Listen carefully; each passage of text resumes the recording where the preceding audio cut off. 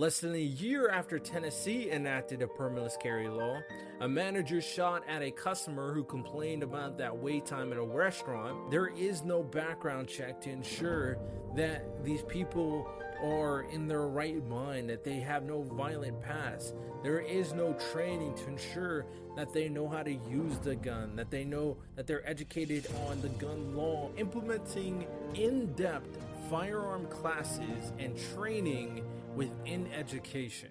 Welcome to the Purple Political Breakdown. I am glad you are here and I'm glad you are listening to today's podcast episode. My mission in each and every one of these episodes is to really focus on the solutions to some of the biggest questions and most controversial topics going on in our current society. I feel like most of these conversations are not truly being discussed in a more logical and respectful manner due to the political toxicity that goes on with both the left and the right, both the Democrats and the Republicans. In this podcast, I don't care about any of that. I am focused on the solutions. I'm focused on bridging gaps. If you want to join me on this journey, if you want to discuss some of the most important topics, if you are tired of the political toxicity and negativity from both sides, please support this channel, share the podcast, and go to my website, www.purplepoliticalbreakdown.com. I appreciate the support. I'll continue to make content, and hopefully we can start bridging these gaps and focusing on real issues going on in our world. Good morning, good evening, good afternoon. Welcome back to the pod, and as you can tell, little things have changed. Now, I did a kind of retooling and upgrade, I would say, in terms of all the branding of the podcast. First and foremost, the podcast now moving forward is called the Purple Political Breakdown, not the Purple Political Podcast. And the website moving forward is www.purplepoliticalbreakdown.com. A lot more concrete, a lot more solidified. You don't have to remember all these different terminologies when it comes to my podcast. So it really helps when it comes to branding. So hopefully everybody will get used to it moving forward for future episodes, of course. So with that said, today we'll be doing episode number 20. I'm your host, Riddell Lewis. We got a solo episode, if you can't tell, and it's going to be about the constitutional carry. Is the constitutional carry a good thing for the United States? Yes or no?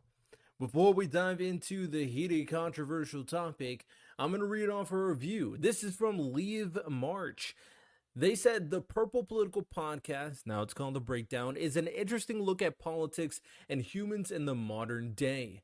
I really enjoyed learning something new from every episode and the point of view of the host. Thank you very much. A great listen for anyone who wants to discuss politics. I appreciate you. That's what I'm here to do, have great conversations and come up with great solutions for the biggest issues going on. And if you ever want to debate me or have a long-depth discussion about some future topic, feel free to go to my website, join the Discord, and we can do that. We can set something up, of course. And don't forget, make sure you also leave a review for future episodes so you can get shouted out, or just leave a 5 stars on Apple Podcasts and Spotify if you enjoyed. If you didn't enjoy, I guess a 4 star is good as well, you know what I'm saying? So let's dive right into the topic at hand. Now, I want to start off by giving some definitions in reference to what is actually being discussed and talked about. There are two definitions that I want to iterate to you right now. What is the Second Amendment and what does constitutional carry even mean? Now, the Second Amendment says as follows: a well-regulated militia being necessary to the security of a free state, the right of the people to keep and bear arms shall not be infringed. I did a prior episode, the Bill of Rights episode number 18, if you want to check that out to get a full breakdown of the Bill of Rights. And in that episode, I went over every amendment, ranked them as well at the end of the episode. And the Second Amendment basically has two primary interpretations on what it really means in this verbiage. The first interpretation is in reference to the state's and the state's specific powers. As it said, it's talking about a well-regulated militia being necessary to the security of a free state. So the power is supposed to be given to the state is the interpretation and its ability to protect the people from the federal government. And the state has all the power in deciding whether people or not have guns or not. It doesn't give individual people's rights. It's really just focusing on the state's ability to protect itself against the federal government. Now, the secondary interpretation, the more popular interpretation in reference to the Second Amendment, is it talks about how all people individually should have the right to carry a gun, have the right to hold and bear arms. So there's two interpretations. The second one is the more popular one nowadays, and that's the one that people really focus on. With that said, I want to give you a definition for constitutional carry. Now, the definition of constitutional carry is as follows. In the United States, the term constitutional carry, also called permitless carry, refers to the legal public carrying of a handgun, either openly or concealed, without a license or permit. The phrase does not typically refer to the unrestricted carrying of a long gun, a knife, or other weapons. The scope and applicability of the constitutional carry may vary by state to state. The phrase constitutional carry reflects the view that the Second Amendment to the U.S. Constitution does not abide restrictions on gun rights, including the right to carry or bear arms. So that is the definition of constitutional carry. Now, based on the two definitions, you can see why people would interpret the Second Amendment to be something that involves constitutional carry. But in terms of the actual verbiage, it says nothing about constitutional carry inside the amendment. People are just going along with the second interpretation of the Constitution of the Second Amendment and are just going all the way over there with it and stretching it as far as they can reach. The interpretation of it being an individual right is extended to the point where people think they don't even need a permit and they don't need any restrictions, period, on it. So that is kind of where we're at now in reference to constitutional carry. Why is this a topic of discussion in the first place? Why am I breaking it down and why am I discussing it? Well, as of right now, recently, Florida is the most recent state to implement permitless carries in their state. And now, over half the states of the United States of America are currently permitless carry states. Now, I'm not inherently against permitless carry by any means. I am willing to have the discussion in reference to whether or not it's even a good thing for the country, but it's a very interesting thing as of right now that more than half the states in the country itself are now giving people the right to carry a gun at any point without a permit. Will it keep on going? Will more and more states? Will all 50 states? Well, probably will never get there, but the conversation should at least be had if this is a wise thing to do moving forward. And later on, I'm going to give a full breakdown of all the states that have a permitless carry. I'm going to tell you what they are, and I'm going to tell you their current ranking in terms of gun homicides in America. And then we can see, or we can potentially see, if there's any correlation, if there's not a correlation, or if the data itself is saying something completely different. Now, in this topic of conversation, I like to break things down in different perspectives to really give a full overview picture of what is going on in this circumstance. The individual level, the state level, focusing on the data and what it actually says about guns, concealed carries, permitless carries as of right now. And then I want to look at it on a more kind of broad, meta, philosophical, worldwide point of view in reference to people just having guns, right? People just having guns without any type of check. And then I'm going to come up with a solution at the end of the episode on what I think is best if we do plan to continue with the permitless idea. So it's at the very least something to think about moving forward. Now I'm going to start off by giving some anecdotal indications and quote and countering the idea of permitless carries in the first place. So we can get some perspective on how permitless carry has affected different types of individuals that are currently undergoing that situation. Some incidents here indicate that months after Texas enacted a permitless carry law, a father of three was shot to death in an argument about a parking lot. Less than a year after Tennessee enacted a permitless carry law, a manager shot at a customer who complained about that wait time at a restaurant. Just days after Georgia enacted permitless carry, an 18-year-old shot a man in a supermarket over a dispute in the meat department. Now, what these anecdotal circumstances is trying to outline for you is that with a permitless carry, it gives anybody the ability to have a gun in any situation. And by having a gun in any situation, even the slightest of inconvenience can cause a very major circumstance to happen where people potentially could die. For example, a father could shoot someone to death after an argument. For example, a manager who gets upset at a customer can shoot someone. Or the last example, an 18-year-old can just go crazy and start shooting people in a supermarket. And he could do that at any point because he has a gun without a permit. Now, the counter argument to these situations is it possible they could have done it with a permit? Because who's stopping them to have a gun with a permit in those situations? Another counter argument is, are these situations even indicative of the permitless carry law in the first place? Or are these situations just something that happened after the law was implemented? You always have to kind of take things into perspective, even with this anecdotal evidence.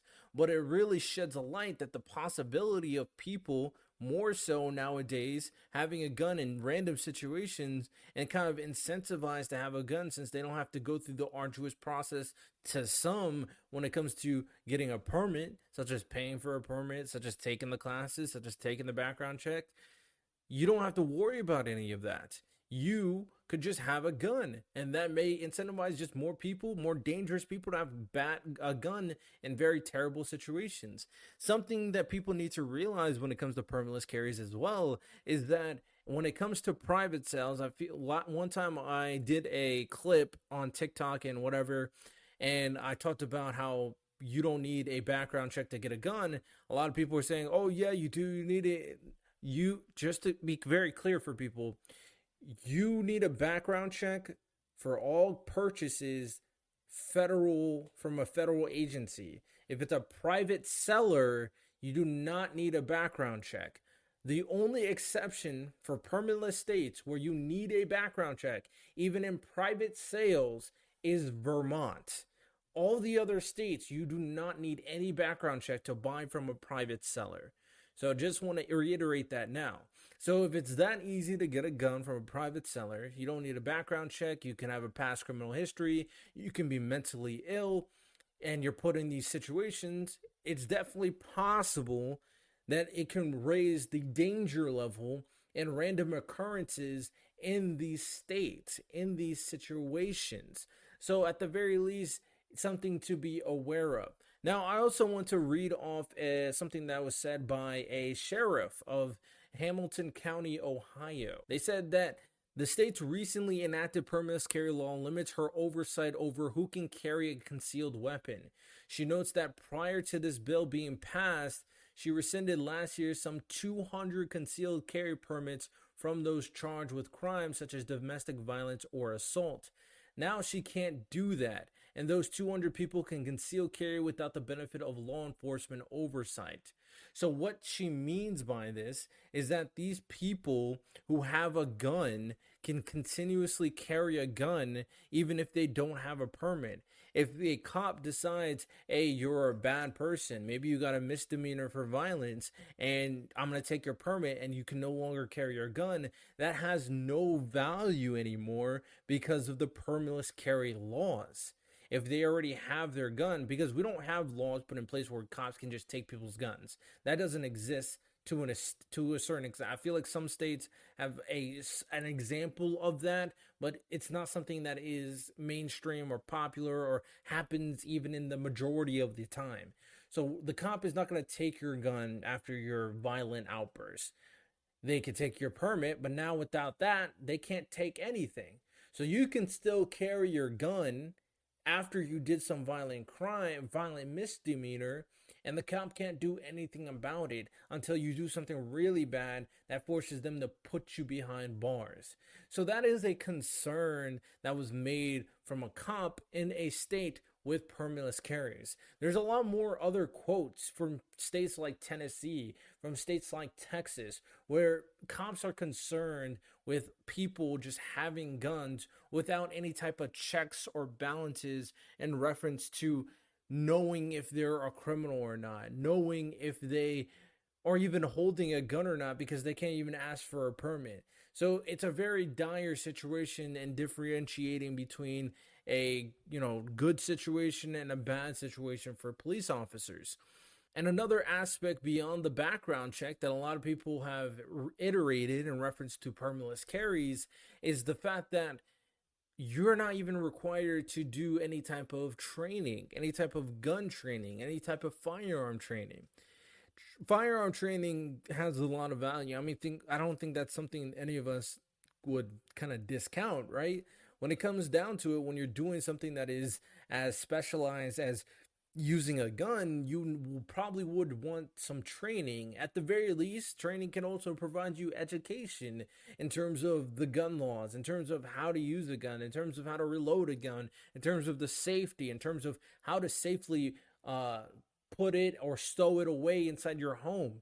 It just provides you both training and exercise and education in gun usage, period. And you're not required to do any of that.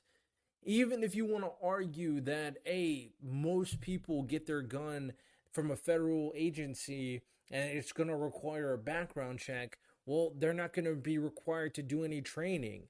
They're not going to require to do any of that. You just give them a gun and they're on their way.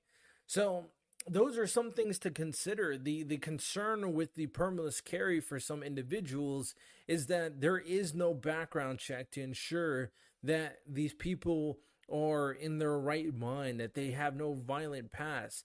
There is no training to ensure that they know how to use the gun, that they know that they're educated on the gun laws in terms of they're educated on safe usage of the gun in the first place. Because we know there's a lot of accidents when it comes to gun usage, and we know that sometimes in a situation where maybe they have to pull out a gun in a dangerous situation, if they don't know what they're doing, they're just making things worse at the end of the day. When you really look at it at the individual level, the concern at the end of the day is more guns out in society without any checks could be more dangerous for society for every person involved. Did you? I wonder if anyone saw that random kind of either was a TikTok or an image of this guy walking into a restaurant with a whole AR on his back. Like, what are you doing, my guy? I think you're kind of ODing in this situation. Now we're going to look at the data and the statistics to see if any of this stuff is even supported in a second. But let me kind of give a more a different outlook in terms of the individual level in reference to constitutional carries, because some people believe that the constitutional carry is a right. It's a constitutional right. It's an ingrained right at the end of the day that every person should have. Now, I did read off the Second Amendment and what a constitutional carry means. Inherently, the Second Amendment says nothing about a constitutional carry. So there's no inherent right that you were offered when it comes down to owning a gun. That simply does not exist. Now, your interpretation, you may want to reach it to the point where you think it exists, but inherently it does not exist in terms of what as actually said in the Constitution itself. But you may have a point in referencing the right to protect yourself, because that's another point in reference to the right. I want the ability to protect myself. I want the ability to make sure that I'm okay. Well, the argument or the discussion here is not in response to taking guns away, because I'm not agreeing with that. The argument here is whether or not permitless carries are something that is good for the country. Could you argue that in reference to protecting yourself, it would be more wise to protect yourself after you've gone through some training to ensure that you know how to use the gun, after you got more educated on stowing the gun to make sure that maybe your kids or your girlfriend or your boyfriend or your dog doesn't get a hold of the gun in some weird way. Maybe you want to be educated in the gun laws so you don't get improperly detained for having your gun in a bad situation. Maybe this information helps you protect yourself at the end of the day, right? So when it comes down to wanting to protect yourself in all honesty, training and education just benefits you more. That's just to debunk that whole point. That's all I'm trying to do because I don't really see the value of that point. Now, I don't see the value of the first 2 points about it being all right. I don't see the value of the fact that you want to protect yourself because having a permitless carry doesn't really change the fact that you can still protect yourself with a permit, because that's the differentiating factor. And when it comes down to a permit, some people say it's a very arduous process. It takes a long time. I mean, when it comes down to it, shouldn't it take a while for you to do something like this? Doesn't it take a while to get your license? Doesn't it take a while to get your certificate? I mean, anything that requires something in terms of a type of specialty or important usage probably is going to take some time. I don't think that's a good excuse either, if I'm being completely honest. So I'm looking at it from the individual level, and it seems to me from the outside looking in, it's just a bunch of people who just really like guns. I mean, that's not a problem. You really like guns, but the people who really like guns, you can just get a permit. You can still have your guns, right? It may take some time out of your day to get your permit, but you can still get your guns. It's not complicated.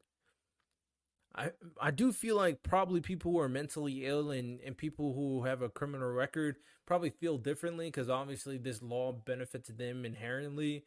But I'm just focusing on the majority of people who most likely can get a permit and just don't want to. I think the only counter argument in reference to not getting a permit is that I don't want to. Now, I did see one more counter argument in reference to the permitless carry. And this argument is that we should have more guns out there. What this is going to do is have more guns out there. I already said more guns out there scares some people because there's more anecdotal situations where people can get shot over stupid situations. But another outlook in terms of having more guns out there is more people will know about guns. More people will be informed about guns. And that could help with people understanding how guns are used. I mean, I guess so. But if they are not educated or if they're not trained in terms of all the guns that are put in front of them and advertised in front of them, then it really doesn't serve a positive purpose if they're not utilizing it properly. So that's just something to consider in terms of the individual level. I'm really trying to look at a positive reason at the individual level. The only two kind of reasons I don't think are strong enough in my personal opinion. But even if you want to not buy in on the counter arguments of the permitless carry, the only ones that I really care about is making sure people get trained and the sickos don't get guns. Even if you don't want to buy all the anecdotal evidence or if you don't want to care what the cop says, we can definitely just look at the data. We can look at what the statistics are actually saying about permitless carries and concealed carries and gun usage. Now, I do want to kind of put things into perspective a little bit. All these statistics are from a specific point of view. It's very obvious that their argument is against constitutional carries.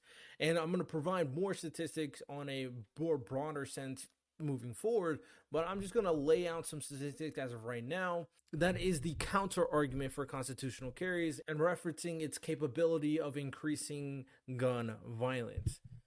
One statistic says that states which weaken permitting laws and allow people to obtain permits with no live fire training experienced an 18% increase in firearm assaults. Another study looking at cities found that violent firearm crime increased 29% in cities within states that weakened firearm permitting laws, with the largest increase shown in firearm robberies. Other studies have similarly found that weaker concealed carry laws increase other forms of violence as well. One analysis found that states with weak or no regulations had 29% increase of workplace homicide committed with firearms. Another found that states which enacted permitless carries experienced a 13% increase in fatal and non-fatal police shootings of civilians compared to what would have been expected had stronger carrying standards remained in place. So right there, I just reiterated a slew of statistics kind of supporting the claim that in general, weaker permit laws and permitless carries can increase the gun violence. Now, with that said, there is some research showing that in terms of the data, in terms of the amount of studies that are being put out there in society, they wanted to make sure that these studies had strong supporting evidence. When you are doing research, just because you found one case study doesn't necessarily mean that that case study is correct, because there's a lot of factors to determine who they're getting their data from, what is the thing being studied, where's the sample size at, who is the sample size, how long did the study occur. There's a lot of things you have to consider. And this corporation called Rand Corporation reviewed 123 studies and gave a big overview on the true essence of the accumulation of, do these studies support the claims that are being made. So now I'm going to go over a chart. It has more data that's going to talk about some of the evidence that it's implementing. And in this situation, it's going to try to figure out whether there's enough studies that even support the ideas that are being referenced, that are trying to be supported against constitutional carry. So there's a lot of categories I'm going to go over. There's things such as defensive gun use, self-defense, gun industry outcomes, basically the gun industry and how they're benefiting, hunting and recreation usage, mass shootings, police shootings, suicide, unintentional accidents with a gun, and violent crime. So these are the categories that are going to be marked. I'm going to go over the things that are being kind of tested in terms of, are trying to be found in reference to the 123 studies that are being implemented. You can find this information at rand.org. The article itself, if you want to search it up, is called What Science Tells Us About the Effects of Gun Policy. So hopefully this helps you out. And I'm going to use some terminology that I'm going to define right now.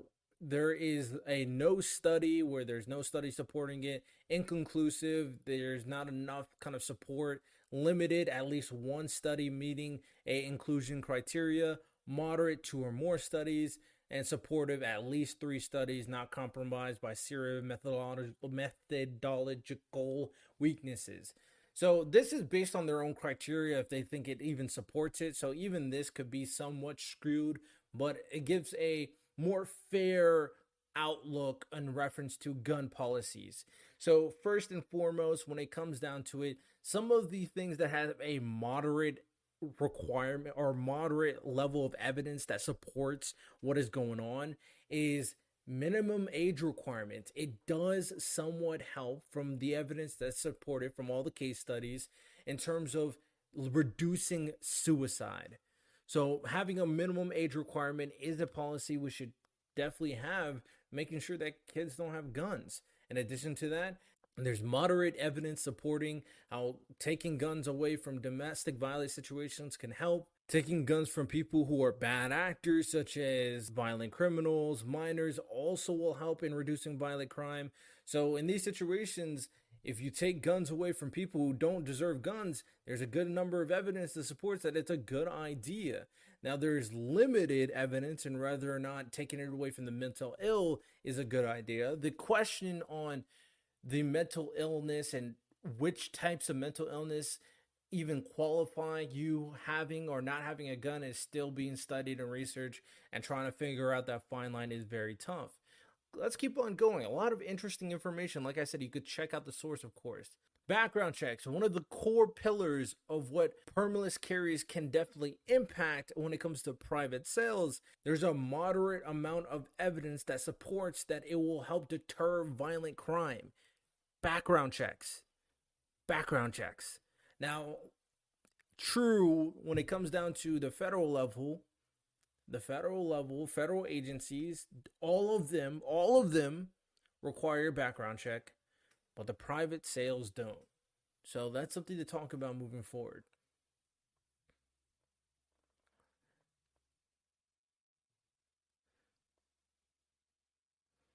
There's limited evidence there's little evidence to support that banning assault weapons and high capacity magazines prevent mass shootings.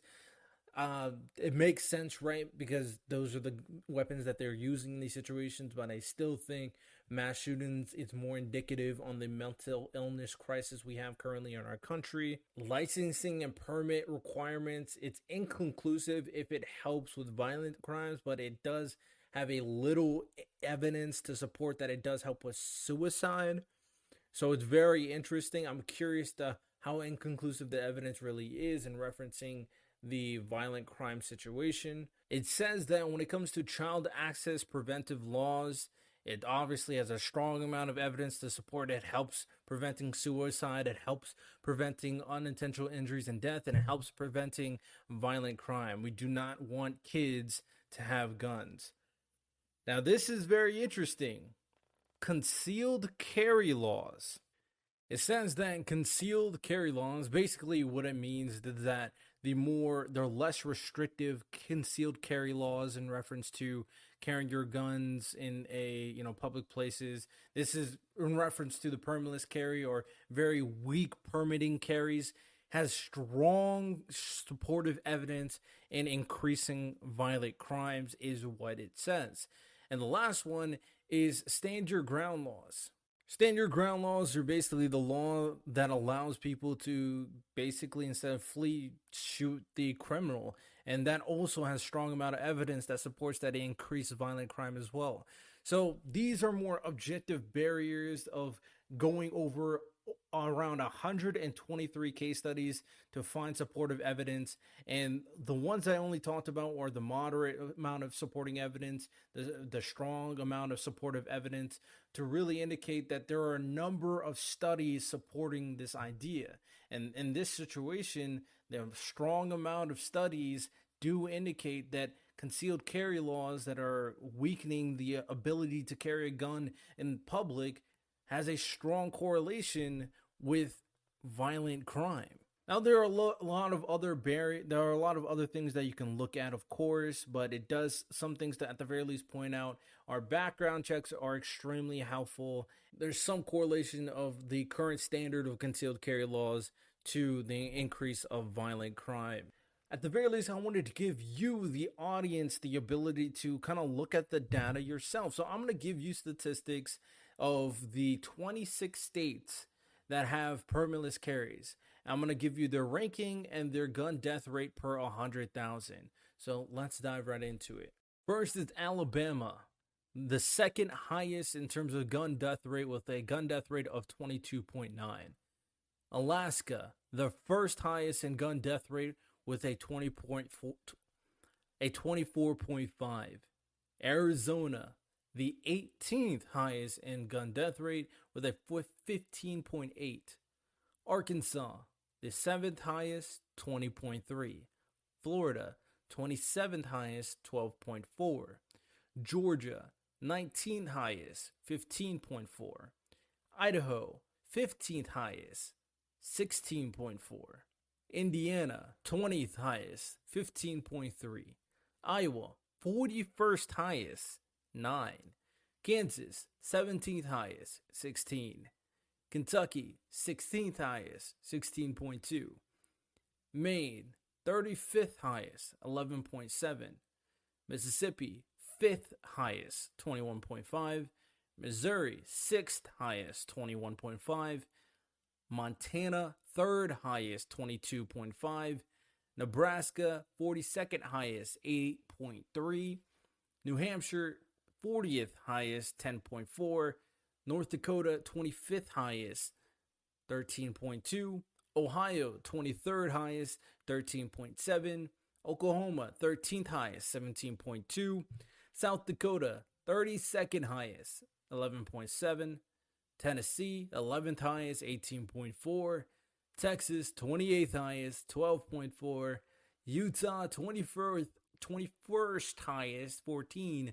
Vermont, 36th highest. The only state that forces you to do background checks for private sales, 11.7.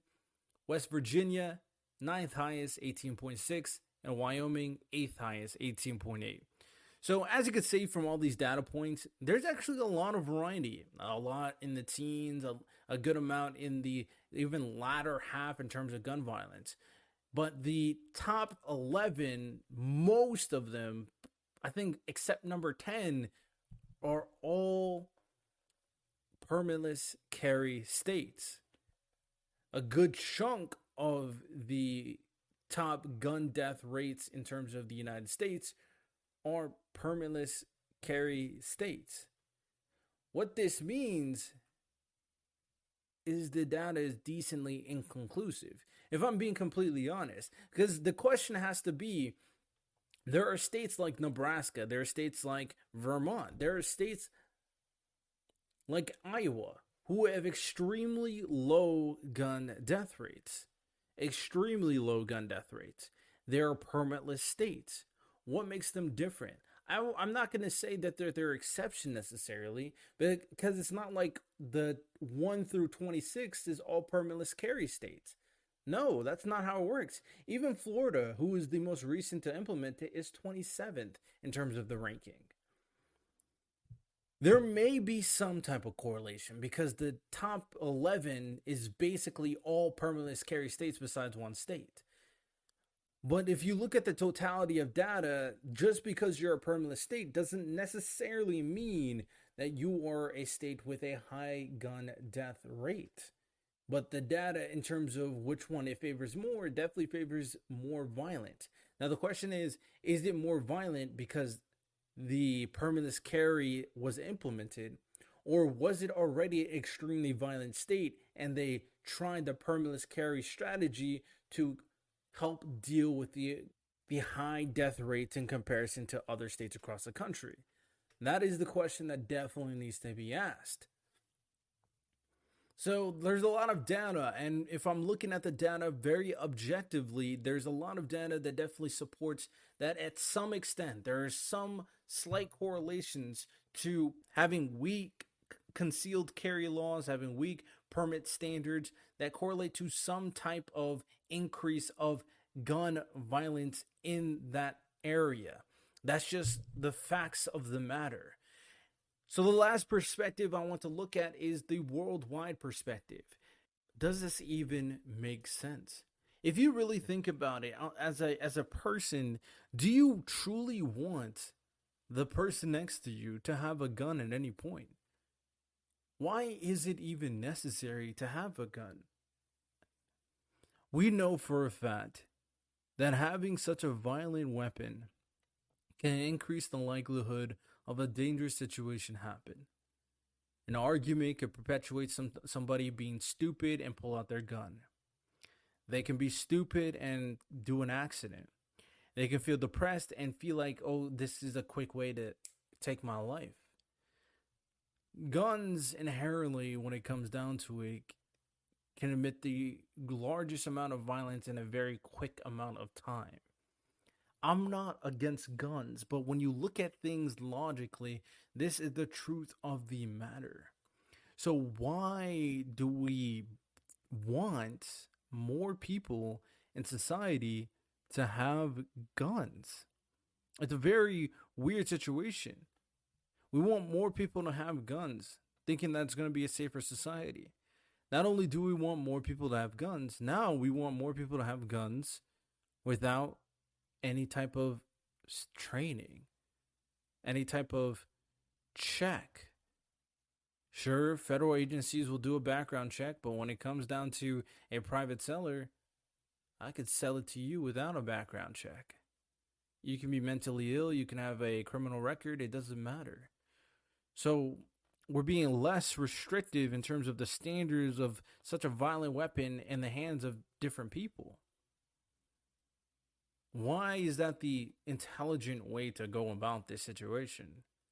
I don't understand that type of thinking. We should be focusing, instead of loosening the gun laws, and the data supports that this is not a good idea.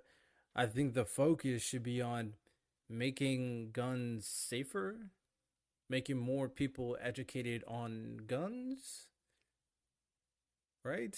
Shouldn't that be the goal? So more people can use guns safely? Shouldn't that be the goal? Find ways to make guns harder to get for criminals? Shouldn't that be the goal? I never really understand what there's one way to look at it.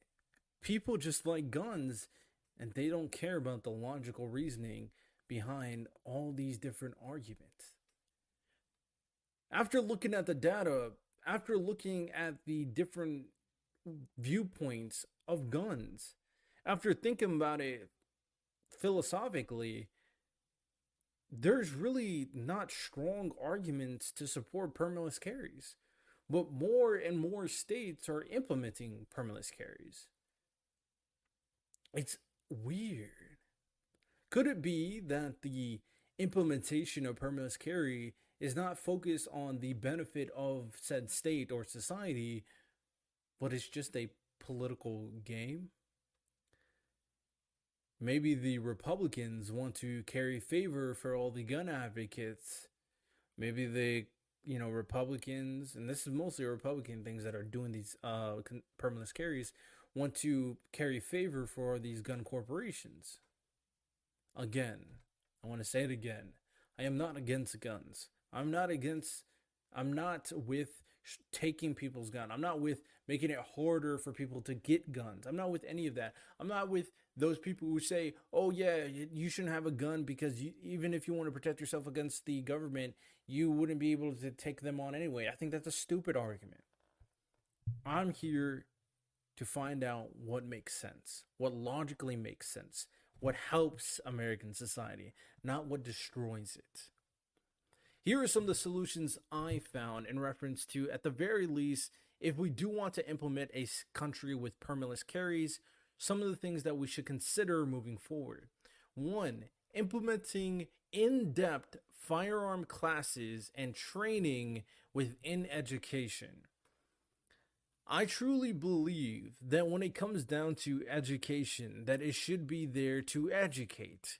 And things such as learning how to drive, things such as learning how to do taxes, things that are important for your everyday life moving forward as an American citizen, are things that should be taught and that should be mandatory. Even if you never want to carry a gun in your life, at the very least, know about them. Know about this country that you're in and the gun laws that are implemented, and how to, at the very least, know the ins and outs of a weapon without touching one. You don't need to touch a gun to be educated about a gun.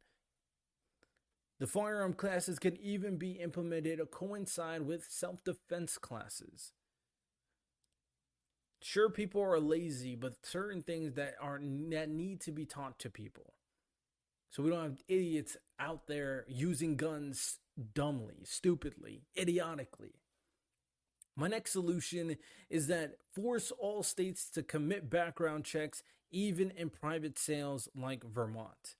I said earlier that people that have criminal histories, that are mentally ill, can buy guns. And sure, not at a federal agency, but private sellers can sell them guns, and they can walk around with no type of checks, no type of way to ensure that they're not a problematic user of a gun on a consistent basis. So, force private sellers to also do background checks, to also make sure that we're not giving guns to terrible people out in society or unfit people out in society. And my last solution is that We should make sure that guns are not allowed in certain areas to ensure if you want to carry a gun when you're walking out and about, sure, fine. But there should be circumstances where you do not need to have your gun on you. If you want to really be safe, maybe we can ensure that security is at these locations. If you're about to walk into a mall, for example, there's no need for you to bring your gun in the mall. So that may be a thing already, but really establishing this for all permitless carry states is something that should be implemented properly. Really finding the fine line of locations that you should not be having your gun. I don't care, even if it's holstered and concealed at any point. So these are my 3 solutions for a state that has permitless carries to ensure more of a beneficial way to have guns in that American in society. Let me know what you guys think about the solutions. Let me know what you think about the episode. Again, if you disagree with anything that was said, feel free to let me know by joining the Discord, and I am more than willing to have a civil discussion, maybe even a debate about it in the future. Hope you guys enjoy. Y'all have a good one. Make sure you tune in next Monday at 8 a.m. Take care and peace.